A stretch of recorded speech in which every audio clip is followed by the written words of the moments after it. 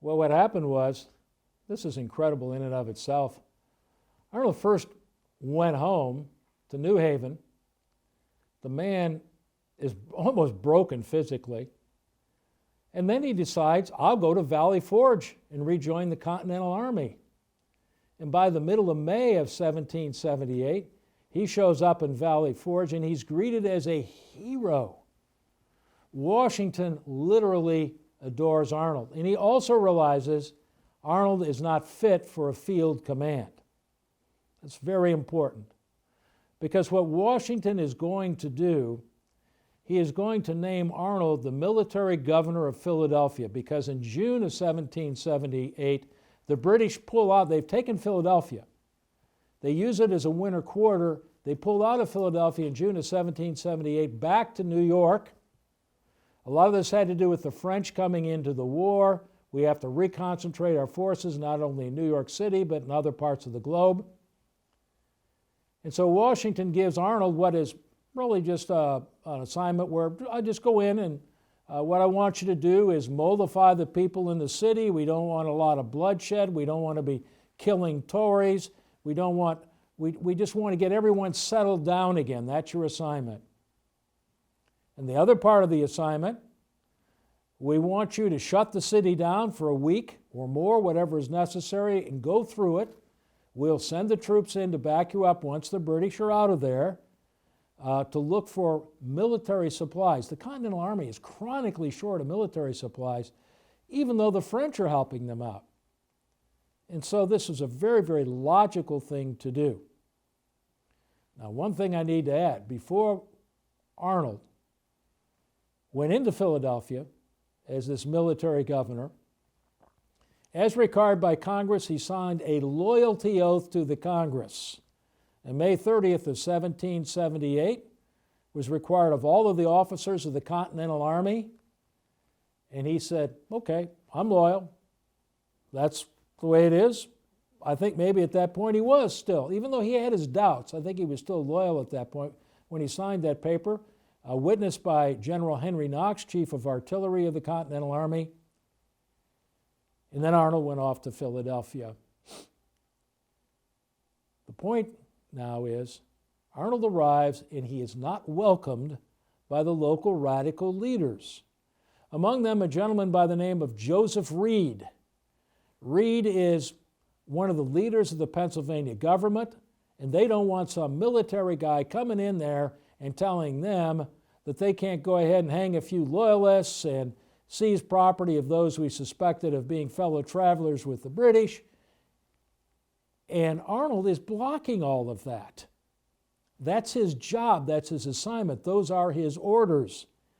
So Arnold will begin to get into a tussle with Joseph Reed and Reed's followers in Philadelphia. And remember, Arnold's not a back-off kind of guy. He is confrontational. But he is not, while he may have been, as I've tried to point out to you, a natural military genius in combat. On land and on sea, as it turns out, he is really not a very effective politician. In fact, he's a non-politician. He doesn't have the right kind of personality. He's too confrontational. And when Reed and company come after him, he's willing to stand up to them. And then the whole thing begins to break down over a matter of Arnold's looking for a new wife, of all the things. Early on, Arnold has contact with the Shippen family. The Shippens are described as loyalists, probably more neutralist than loyalist. And one of the daughters is Peggy Shippen. At this point, about 18 years of age. Arnold's well into his mid-30s at this point. He's a wounded war hero. And he and Peggy first become friends and associates. And then Arnold finally will ask he will ask Peggy whether she will marry him. And actually he goes to Peggy's father and he reluctantly approves. He says, this is a bit of a mismatch here. You're twice as old as my daughter, but I know that she loves you and she respects you. Now, Joseph Reed, in turn, says, aha, see, he's really siding with the loyalists. And so he and his friends will come up with a series of 8 charges. We can't go into that detail, about how Arnold was abusing his power and authority in a whole variety of ways. And that is published in the local papers, that list, at the very time that Arnold is getting ready to marry Peggy. This again is the ultimate insult. This is an ultimate insult. This is an attack on Arnold's honor, his reputation.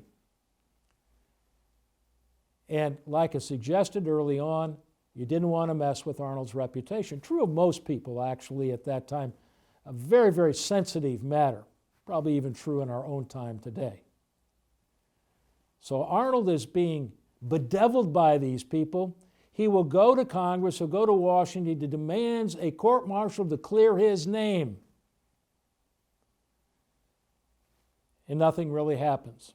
In fact, Joseph Reed will go to Washington and say, we're not prepared to deal with the charges we've made against Arnold. We haven't collected all our evidence yet. And I'll tell you what, if you don't like it, I'll tell you what we'll do. If you want to go ahead and proceed with the court-martial and see to the exoneration of Arnold, which I think Washington would have done, we will not allow our militia to become a part of the Continental Army this year. That's a fairly significant threat because Washington needed all the troop strength he could get. So Washington will agree, and this court-martial is delayed and delayed and delayed all the way into September. I'm sorry, I gave you the wrong date there. It's delayed all the way into January of 1781. That's a long delay. Arnold resigns as commander. He becomes convulsed by this. I must restore my reputation. He doesn't know that Washington isn't supporting him, that Congress is indifferent to his needs. But he does know something else, and that is he knows how to get a hold of the British. Now, this involves Peggy Shippen. One of the really disputed points is, what was the role of Peggy Shippen in Arnold's treason? What I can tell you is she knew what was going on. She was not the primary mover. She didn't whisper in Arnold's ear one day and say, oh, Benny, please, for the sake of our marriage, join the British. That's utter nonsense. Even though there are books written about that, there have been 2 or 3 in the last few years that seem to have that line of thinking. The evidence doesn't support that. Arnold has been building to this moment when he has become totally dissatisfied with the revolutionary cause, and if it's going to be the Joseph Reeds of the world who are in charge, he doesn't want to be a part of it, and he will begin the process of contacting the British. This is a very slow process, ebbing back and forth, back and forth. At times Arnold's in, at times Arnold's out.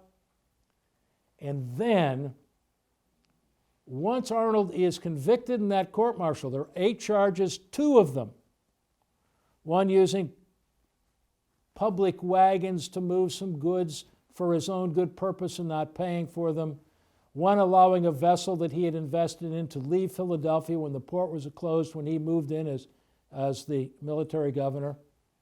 Washington is then directed by Congress to reprimand Arnold. And this reprimand, Washington doesn't do it to his face. He's trying to hold down on it. First of all, he issues the reprimand in general orders of the day. Yes, it's being read, but he's trying to hold down on the embarrassment to Arnold. But the second, what Washington does is very shortly thereafter, he almost apologizes to Arnold, not knowing that Arnold is communicating with the British, and said, I respect you as a military man. I will offer you the left wing. You will be my number 2 guy in the Continental Army. And what does Arnold do? He turns him down.